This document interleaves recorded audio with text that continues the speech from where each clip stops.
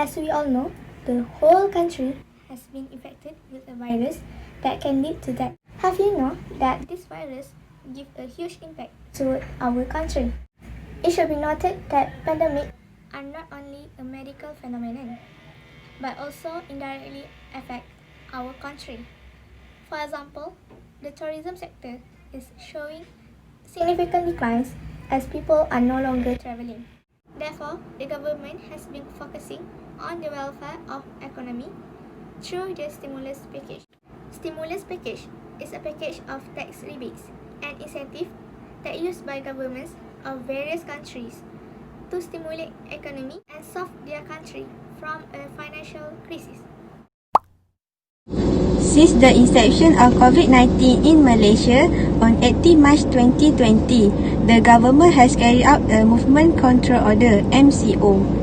The effect from MCO, all the work has not been done, which has caused many people lost their income. So, in order to help the unit's economy who has suffered from this action, the government has introduced a stimulus package. This package has 4 phases. The first phase was announced on 27 February 2020, valued at RM20 billion in anchor on 3 strategies as mitigating impact of COVID-19, spurring rakyat-centric economic growth and promoting quality investment. Second phase was announced on 27 March 2020, valued at RM250 billion, consists of RM128 billion for the protection of rakyat welfare, which include one-off cash aid of RM500 given to government pensioners, Bantuan Prihatin Nasional (BPN) of between RM500 and RM1,600 provide to eligible household and single, and RM200 to students of higher education institution, and many more. Then, RM100 billion to support small and medium enterprise, which include of social financing program to assist B40 who lost their sources of income, and deferment of monthly tax installment for a period of 3 months. Next, RM2 billion to strengthen the country economy. And lastly, RM20 billion to pursue measures announced under Economic Stimulus Package 1. Third phase was announced on 6 April 2020. This phase is an economic addition aimed to help small and medium enterprise and micro businesses to go through the impact of COVID-19 outbreak and movement control order to their business. Its value is RM10 billion, include RM7.9 billion for the wage subsidy program and RM2.1 billion special grant for all eligible and micro businesses. Fourth phase was announced on 5 June 2020. The package title was Pelanjana Semula Ekonomi Negara or Penjana to help the economy recover from this pandemic. This package was established with 3 main goals. First, to empower the people. Second, to propel businesses. Third, to stimulate the economy. RM10 billion will be in the form of direct fiscal injection. In addition, additional allocation for B40 per car schemes was provided, and government also planned to allocate an additional RM50 million for health screening tests and medical equipment. During the COVID-19 pandemic, Federal Government of Malaysia initiated the Movement Control Order (MCO) in order to increase social distancing and slow down the transmission of the virus. During the MCO, a lot of companies said they were unable to pay beyond 2 months' worth of wages to their employees, while the other half did not earn any income during the COVID-19 pandemic. This led to unemployment increase, also consumption expenditure decrease. From April 10 to May 1, an online survey had been done to 4,094 companies nationwide by the Statistics Department. The results show 53.4% of companies would not last beyond 2 months during MCO if they provided paid or half-paid leave to workers, while 16.5% would last less than 1 month, and 67.8% did not make any money during MCO. In March 2020, unemployment rate increased to 3.9% because of adverse impact of the MCO on the labour market. This figure is the highest since the recorded in June 2010, which is 3.7%. Mohamad Uzair had said, the job demand and vacancy status for the first quarter give an early signal of an imbalance in the labour market.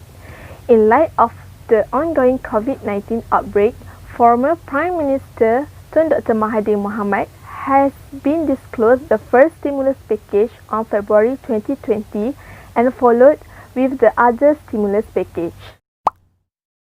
The first effect of this stimulus package is increased spending.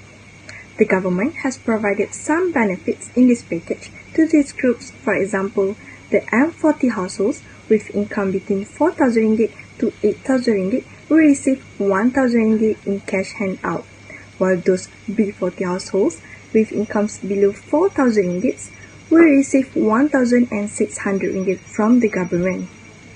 Individuals who are singles and earning salaries below 2,000 ringgit will receive a total of 800 ringgit in cash, while those earning between 2,000 ringgit to 4,000 ringgit will receive 500 ringgit.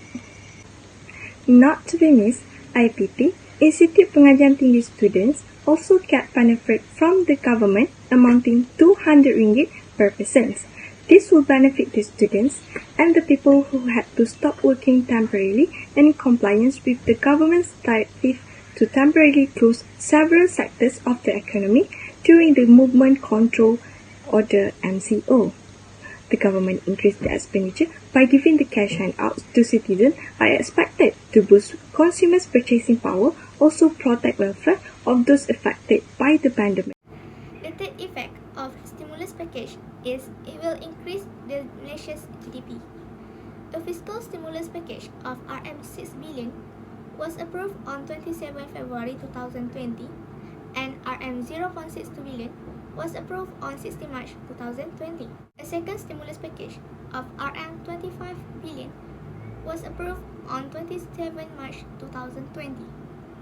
On 6 April 2020, the government announced a third stimulus package of RM10 billion and fourth stimulus package of RM35 billion was approved on 5th June 2020. Consequently, with these direct and indirect fiscal injections are expected to be contribute an estimated 2.8% to the Malaysia's gross domestic product. A fiscal stimulus package, if properly implemented, will help to strengthen the country's aggregate domestic demand, especially private consumption groups. However, inflation will also increase if the public spending grows in the short term. High demand for goods, while the industry cannot meet this needs. As a result, the price of goods will rise. This is a current challenge that all parties must be addressed together to help government to overcome this outbreak and impact on the country's well-being. You guys wonder why government increased their spending during this pandemic situation? What is the relation between the economic growth with money supply, operation business of SME, and GDP? So, the government agreed to implement expansionary fiscal policy which to decrease unemployment. As we know, expansionary fiscal policy occurred the government budget deficit. Budget deficit is government spending more than government revenue. In these cases, government spending more money under stimulus package to be given to the business, to the group of people and for boosting the economy. Since there is excess in spending, the government needs to borrow money to fund the excess spending.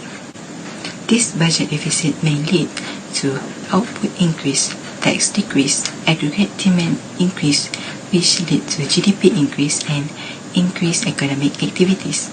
Lastly, we can see the government give the grants and subsidies to SME so they can pay their workers and no need to unemploy them.